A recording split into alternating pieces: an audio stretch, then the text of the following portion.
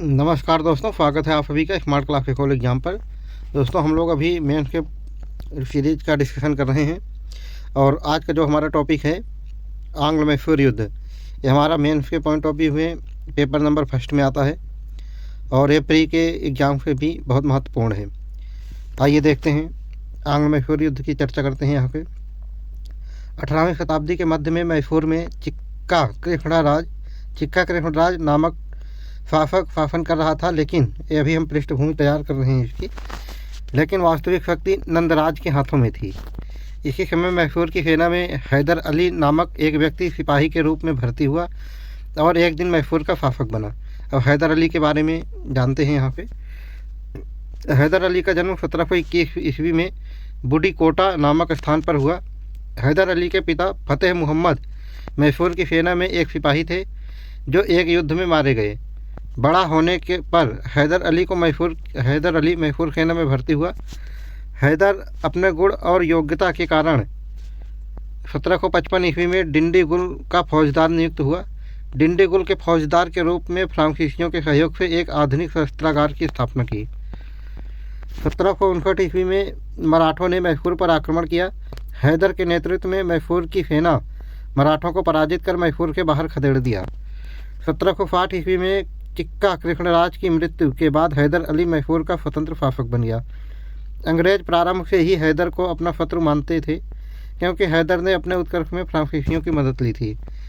अब इसीलिए यहाँ के प्रथम आंग्ल मैसूर युद्ध शुरू होता है। यह 1762 के 1769 ईस्वी तक चलता है। इस युद्ध का मुख्य कारण मद्रास की अंग्रेजी सरकार तथा मैसूर के बीच कर्नाटक का सीमा विवाद था। सर्वप्रथम 1767 ईस्वी में जोसेफ स्मिथ के नेतृत्व में अंग्रेजी सेना ने मैसूर पर आक्रमण किया। प्रारंभ में हैदर पराजित हुआ, लेकिन बाद में इसने अंग्रेजी सेना को पराजित कर मद्रास तक पीछा करते हुए आया। अंततः अंग्रेजों ने संधि की याचना की, जिसके परिणाम स्वरूप मद्रास की संधि हुई। मद्रास की संधि 1769 ईस्वी में होती है। यह संधि हैदर अली और मद्रास की अंग्रेजी सेना के बीच हुई। इस शर्त की शर्तें इस प्रकार थी। पहली शर्त थी, एक दूसरे के जीते हुए क्षेत्र एक दूसरे को वापस कर दिए जाएंगे। दूसरी शर्त थी, हैदर अली अंग्रेज बंदियों को रिहा करेगा। तीसरी शर्त थी, अंग्रेज हैदर अली को युद्ध का हर्जाना देंगे।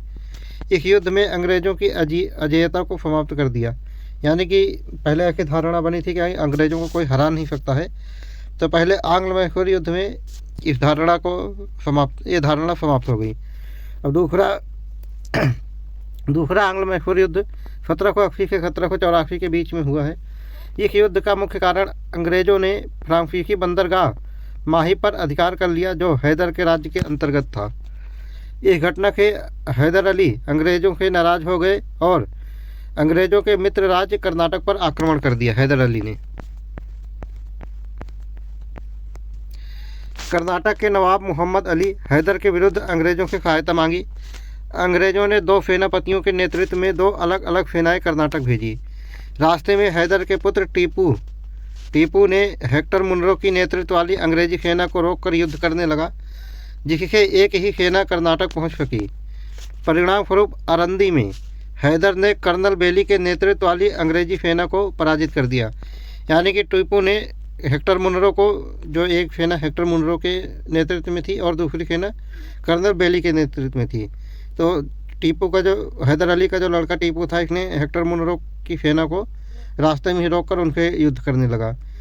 इसके कर्नल बेली वाली ही सेना केवल अरंदी तक पहुंच पाई, और जहां हैदर अली ने कर्नल बेली के नेतृत्व वाली सेना को हरा दिया। 1782 ईस्वी में अंग्रेजों ने आयरकूट के नेतृत्व में एक सेना मैसूर पर आक्रमण किया और पोर्टो नोवा के युद्ध में हैदर को पराजित कर दिया। 1782 में, यानी कि 1782 में अंग्रेजों ने आयरकूट के नेतृत्व में एक सेना मैसूर भेजा और वहां पर पोर्टो नोवा के पास में युद्ध हुआ, जिसमें हैदर अली हार गया।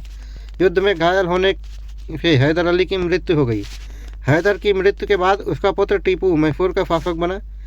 इसने युद्ध को जारी रखा और 1783 ईस्वी में टीपू ने ब्रिगेडियर मैथ्यूज के नेतृत्व में अंग्रेजी सेना को पराजित किया। लेकिन इसी समय यूरोप में एक संधि के कारण फ्रांसीसियों ने टीपू का साथ छोड़ दिया और टीपू ने अंग्रेजों से संधि कर लिया। जो टीपू ने अंग्रेजों से संधि किया वो मैंगलोर की संधि थी और 1784 ईस्वी में हुई। और मैंगलोर के फंद की शर्तें इस प्रकार हैं।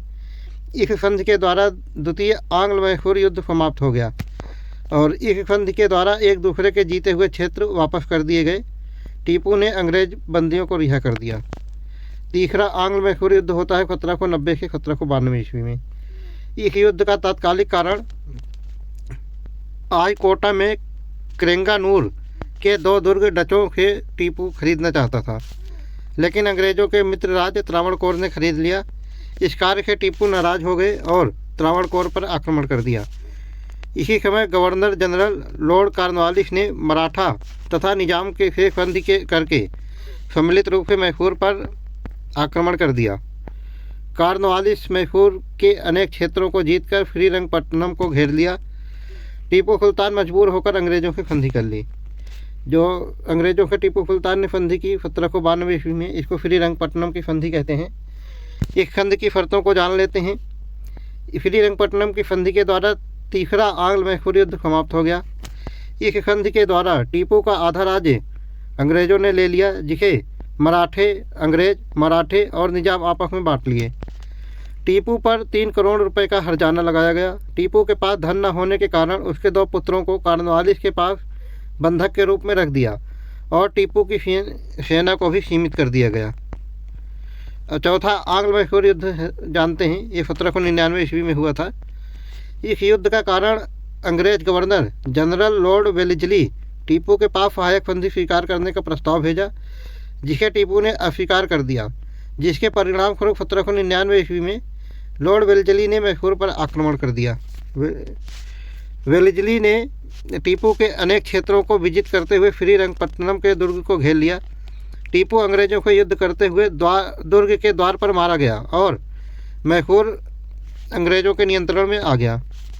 अंग्रेजों ने बौद्यार वंश के 2 वर्षीय यानी कि बौद्यार वंश, जिसमें जब हैदर अली बौद्यार क्या ये अड्यार वंश है, बौद्यार वंश भी कहते हैं इसको, जब हैदर अली सेना में शामिल हुआ था, जब भी अड्यार वंश का शासक था, तो फिर अड्यार या बौद्यार वंश के 2 वर्षीय बालक कृष्णराज को मैसूर का शासक घोषित किया और इसे सहायक संधि स्वीकार कराकर मैसूर पर अपना प्रभाव स्थापित कर दिया।